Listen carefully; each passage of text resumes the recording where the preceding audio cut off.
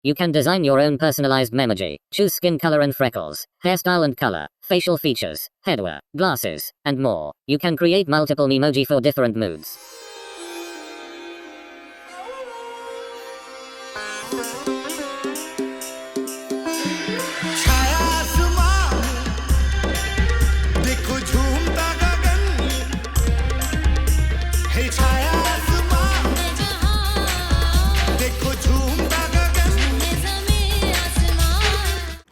Okay, untuk tutorial hari ini saya nak tunjukkan macam mana Siri boleh tolong bacakan kita punya teks. Okay, so jangan lupa sebelum itu subscribe channel saya. Terima kasih. Okay, baik. So cara dia mudah sahaja. Okay, korang tengok betul-betul. Korang pergi setting. Okay, then korang pergi cari accessibility. Okay, klik accessibility itu, and then korang cari spoken content, dan korang tekan on speed selection tu. Macam saya dah on kan dah ni. Tekan on. Okay, kita tengok contoh ya. Okay, saya cari dekat Safari. Kita scroll sikit, cari yang teks yang kita nak dengar.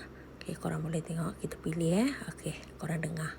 Tekan speak. Messages automatically generate sticker packs based on your memoji and Animoji characters. You can use stickers to express a range of emotions in new ways. Okay, kelajuan dia bercakap tu pun kita boleh adjust. Korang adjust dekat speaking rate tu. Speak selection reads selected content. Messages automatically generates. Stop! Awak lah hang ni maknguk sungguh, baca lambat sangat. Kita tukar balik.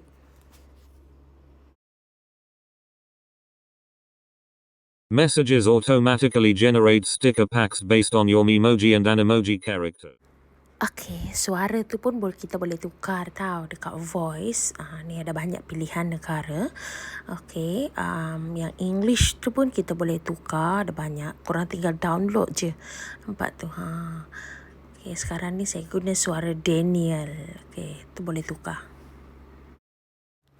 Okay guys, that's all for today. I hope it will help you to improve your English. Okay, so don't forget to subscribe my channel. Bye. Hope you enjoy.